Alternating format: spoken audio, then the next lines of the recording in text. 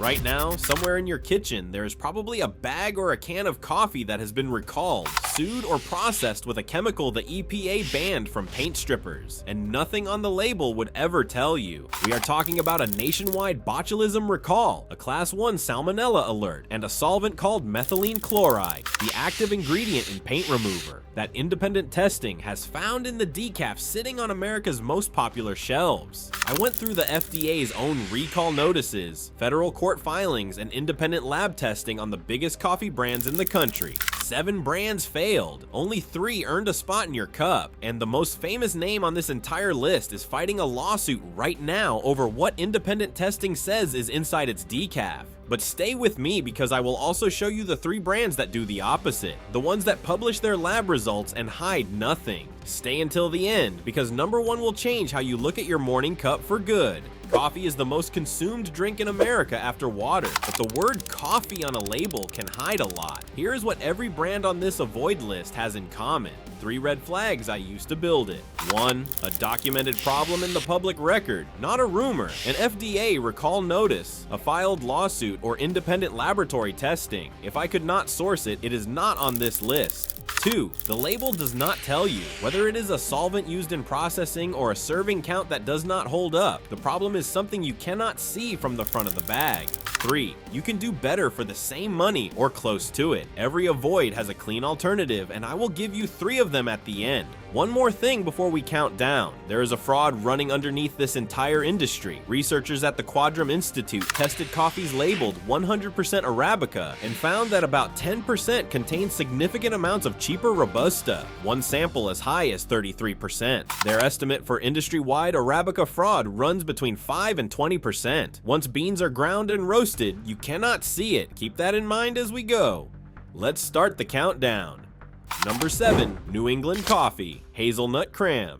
At number 7, a brand taken to a federal appeals court over what its label promises. New England Coffee sells a hazelnut creme flavored coffee. In the case DeMont versus Riley Foods, the First Circuit Court of Appeals revived a false advertising lawsuit alleging that a reasonable shopper could read hazelnut creme and believe there were actual hazelnuts inside. Court documents show the product is coffee that is naturally and artificially flavored, no hazelnut, and the court let the case move forward. Is flavored coffee dangerous?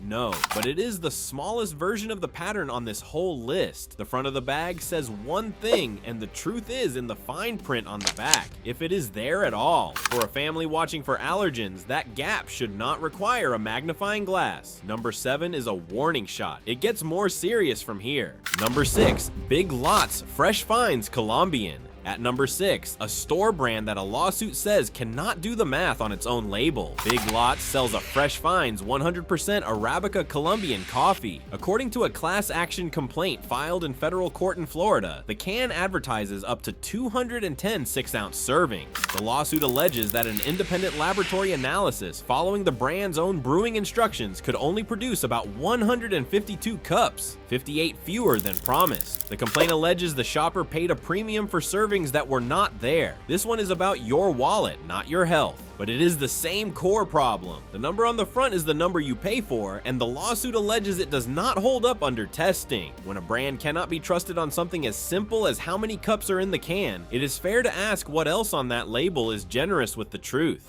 Number 5 is where the chemistry starts. Café Bustelo Decaf. At number 5, a household name in decaf named in a lawsuit over what is used to make it. Café Bustelo, owned by the J.M. Smucker Company, was one of 5 major coffee brands sued in Washington, D.C. Superior Court in 2020 by the nonprofit Clean Label Project. The lawsuits allege deceptive labeling because independent testing found the decaffeination solvent methylene chloride in best-selling decaf products, some labeled pure. Here is the regulatory fact stated straight. Methylene chloride is the active ingredient in paint stripper. In 2019, the EPA banned it from consumer paint removal products, linking it to cancer. The FDA still allows it in decaf coffee as long as residue stays under 10 parts per million, and independent testing has generally found levels below that limit, so no one is claiming your cup is toxic. What the lawsuit alleges is that pure on the label and processed with a paint stripper solvent do not belong on the same bag,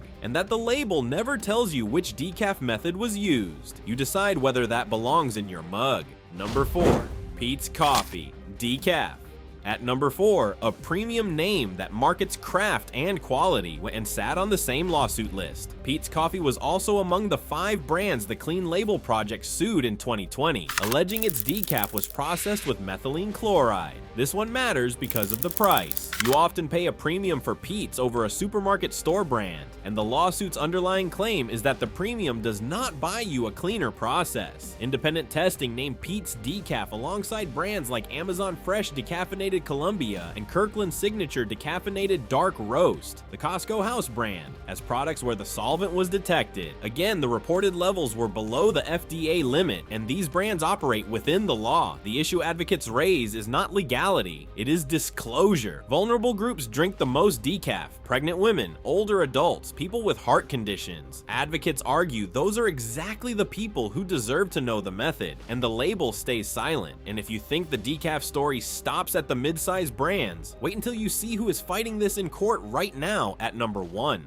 Number 3, Royal Gold Cappuccino Powders. At number 3, we leave labeling behind and get to a straight safety recall. In June 2026, the FDA announced a recall of Royal Gold Cappuccino Powders, French Vanilla, and Dutch Mocha, along with a related caramel latte powder distributed in New York and New Jersey. The recall notice states the reason: potential salmonella contamination, and this one carried the FDA's most serious label, a Class 1 classification. The FDA defines Class 1 as a situation where using the product will cause serious health consequences or death. Salmonella is not a might upset your stomach bug. For kids, older adults, and anyone with a weakened immune system, it can mean the hospital. Over 600 units were pulled. If you keep instant cappuccino or latte powders around the house, this is exactly the kind of recall that flies under the radar, because these products do not carry the brand recognition of the big roasters. Number 2 is a recall that could have been far worse. Number 2, Snapchill canned coffee.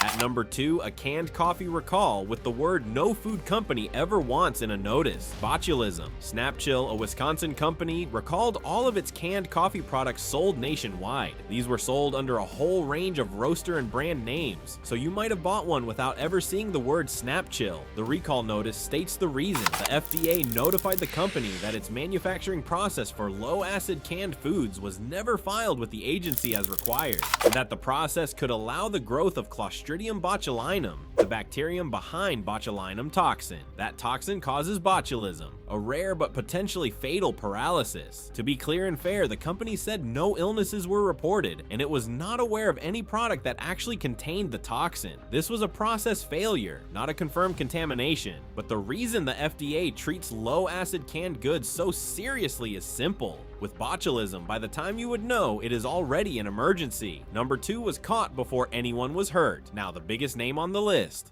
Number 1, Starbucks. At number 1, the most recognized coffee brand in America, and the one with the most on its plate right now, Starbucks. Let's stay strictly with the public record. First, Starbucks is one of the major brands that advocacy groups, including the Clean Label Project, identify as using methylene chloride in decaf, the same paint stripper solvent from earlier. Second, and more recent, a class action lawsuit alleges that independent testing of certain Starbucks decaf products detected volatile organic compounds. The filings name methylene chloride, benzene, and toluene, and argues that is inconsistent with the company's 100% Arabica representation. These are allegations, the case is ongoing, and Starbucks markets its coffee as ethically sourced and 100% Arabica. Third, that 100% ethical sourcing claim is itself being challenged. The lawsuit points to investigations by journalists and human rights monitors of farms inside Starbucks' certified supply chain. Now, Starbucks is not being called poison, and none of these allegations has been proven, but here is why it is number 1. It is the brand you trust most, the one on nearly every corner, and it is the one facing the most questions about the gap between what the cup promises and what testing and court filings allege. If the biggest mainstream name in the country is fighting these battles, the label on the front is doing a lot of work. That is the real lesson of this list. Now, here is the good news, because you did not come here just to be scared off your morning cup. Here are 3 ways to buy coffee that do the opposite of everything you just saw. They publish their lab results, they name their process, and they hide nothing. Number 3, Swiss water process decaf. If you drink decaf, the single easiest upgrade is 2 words on the bag: Swiss water. The Swiss water process removes caffeine using only water, temperature, and time. No methylene chloride, no chemical solvents at all. It is independently certified and chemical free by design, and brands that use it print it proudly on the front because it is a selling point. You do not have to memorize a brand name here. You just flip the bag and look for the seal. If a decaf will not tell you its method, that silence is now information. This one change neutralizes the entire decaf problem from this list. Number 2, Fabula coffee. Fabula built its whole identity around the transparency the avoid list lacks. According to the company, every new batch of green coffee is tested at independent labs for over 350 chemical compounds, including mold and mycotoxins, and they only sell lots that come back clean. Whether or not you buy every marketing line, the meaningful part is verifiable. They test, and they will show you the results. That is the standard the brands on the avoid list would not meet. It is a direct-to-consumer brand rather than a grocery shelf name, so you order it online. But for a daily habit going into your body, they publish the testing is worth a lot. And number 1 on the clean list, Purity Coffee. This is a brand that exists because of exactly this problem. Purity was built around a single question: what would coffee look like if it were engineered for health first instead of price first? The company third-party tests its coffee and publishes the results, and it is open about a truth most roasters will not touch: that mold and mycotoxins are a real variable in coffee. And the honest answer is testing, not slogans. Its own coffee lead has said publicly that the goal is to be truthful about contamination without being alarmist, which is a rare adult sentence in this industry, and that is the whole difference. The brands at the bottom of this video ask you to trust the front of the bag.